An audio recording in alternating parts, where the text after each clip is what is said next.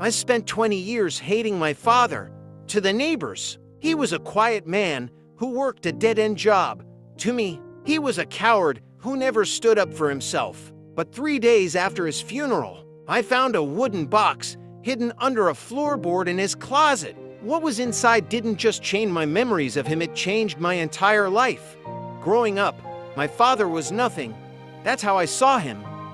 He worked as a janitor at a local school, smelling like bleach and cheap cigarettes. He never spoke about his past in Vietnam. Whenever I'd ask about the war, he'd just stare at his hands and leave the room. I was ashamed of him. When other dads took their kids fishing or talked about their careers, my dad sat in the corner, silent. Kids at school called him the ghost. I joined in. I called him weak.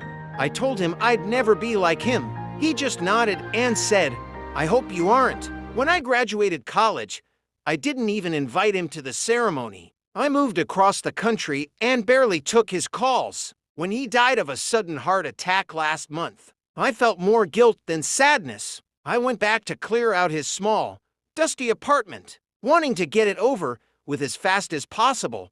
That's when I found it, a heavy, mahogany box. Inside wasn't money. It was a collection of yellowed newspaper clippings and a rusted metal canister. I opened the canister and found a Medal of Valor and a letter from the government. I started reading the clippings. My weak father wasn't a janitor in his youth. He was a legendary pilot. During the fall of his home city, he had stolen a military plane to save over 100 refugees.